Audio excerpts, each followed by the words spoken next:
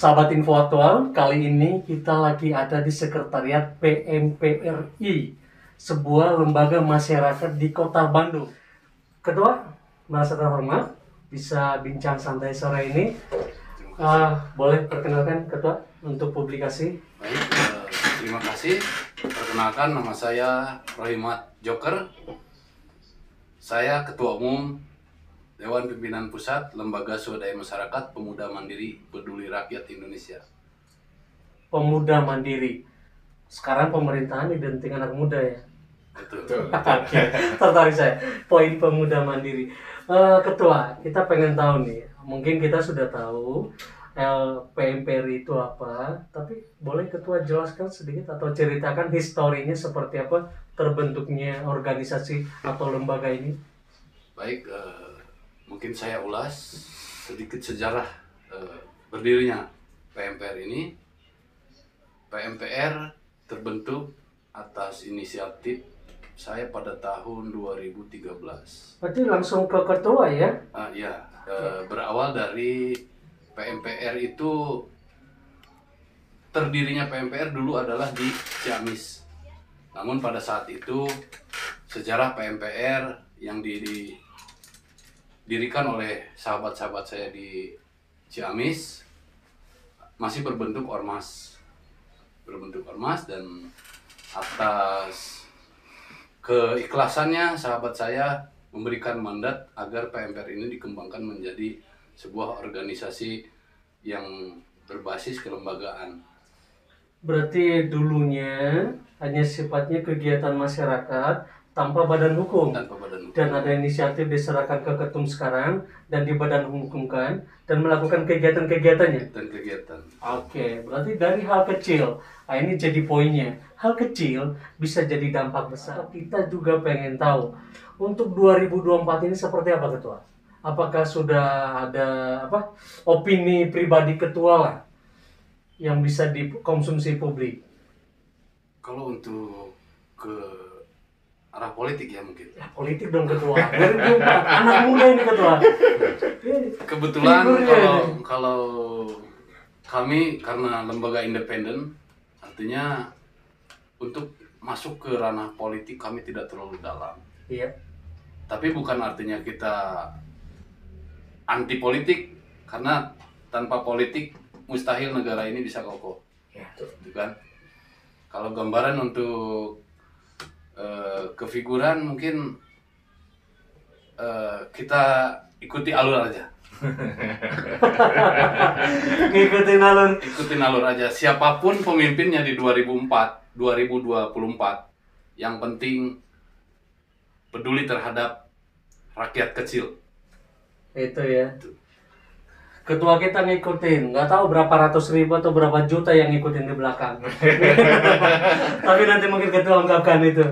Oke, kalau dari sudut pandang anak muda atau mahasiswa, seperti apa untuk nanti RI 1 2024 ini? Apa yang bisa disampaikan ke publik? Ya, begini ya, sedikit tadi ada bahasa mengikuti kata Ketua. Nah itu. Kita harus ingat bahwa Uni Soviet yang besar itu hancur karena ada yang mengikuti. Begitu kan? Saya tonton filmnya itu.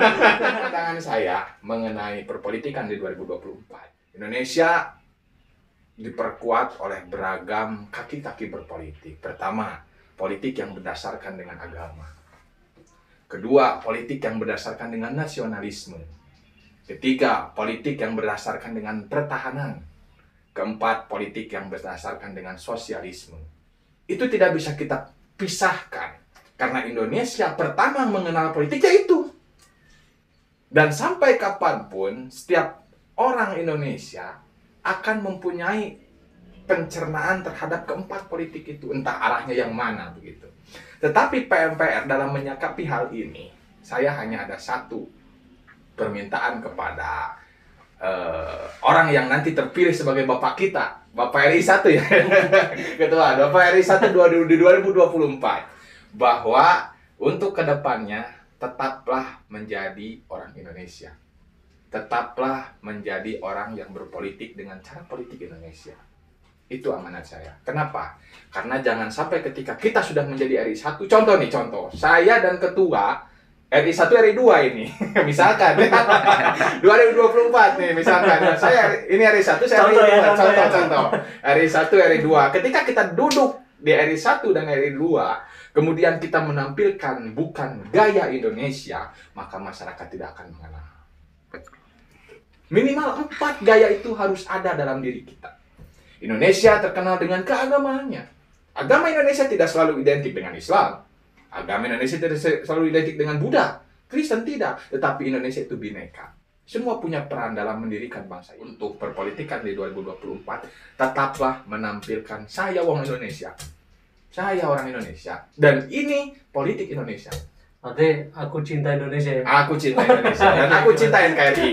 Jadi jangan sampai kita mengagung-agungkan teori Plato tentang berpolitik, teori Aristoteles tentang mengatur negara, bahkan mohon maaf, teori pembesar-pembesar di negara lain tentang mengatur suatu negara, kita tonjolkan dengan agung-agungnya. Tetapi kita lupa menonjolkan bahwa kita punya identitas berpolitik dan bernegara. Identitas berpolitik. Tentunya jangan terlalu kita terlalu fokus dalam menjual suatu program bernegara, tetapi kita menjual itu hasil backup dari negara lain. Copy paste. Nggak akan laku itu di Indonesia. Jadi ingat pesan orang bijak ya. Ya. Orang yang besar, orang yang berjiwa besar, tidak lupa dia dari mana ya. Nah, Ingat masa lalunya. ingat selalu seperti itu. Ketua, perbincangan kita keren. Terima kasih. Kita sudah banyak bercerita, berkeluh kesah, atau berinspirasi juga bisa ya. Bisa. Ya. Senang rasanya berada di sini.